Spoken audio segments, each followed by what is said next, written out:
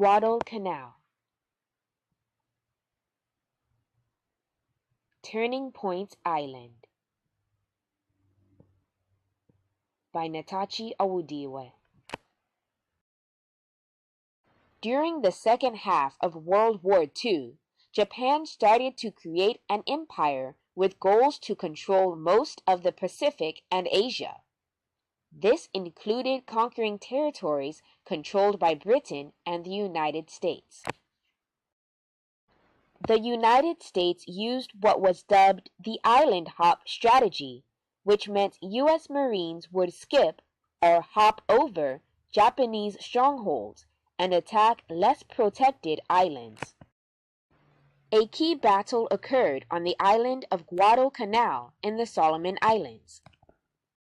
The Solomon Islands are small stretches of land in the southwest Pacific, about 1,000 miles off the coast of Australia.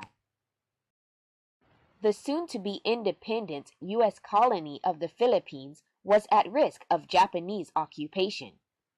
The U.S. Air Force Base in Australia provided vital support to U.S. efforts in the Philippines, providing soldiers there with needed materials and equipment.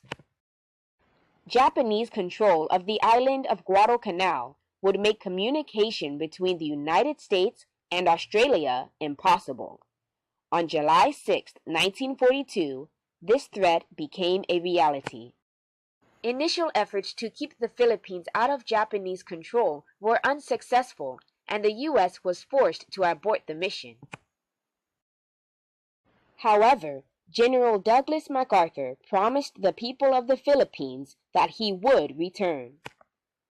On July 6, 1942, Japanese forces landed on the island of Guadalcanal with the purpose of building an airfield.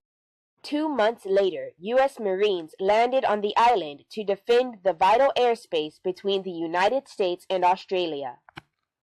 After 6 months of bloody battle, 2/3 of the Japanese army was dead, and its navy severely damaged. From that time onward, they were in full retreat. General MacArthur was sent back to and liberated the Philippines.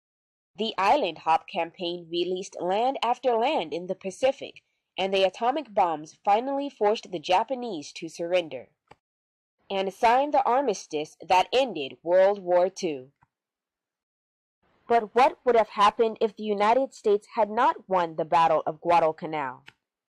In other words, what would have happened if the Japanese had gained full control of the island and built the airfield? First, the Japanese military would have controlled the airspace around the Solomon Islands, and communication between the U.S. and Australia would have been cut off. Thus, General MacArthur would not have received the orders to return to the Philippines, which would have remained under Japanese control with no hope of gaining independence.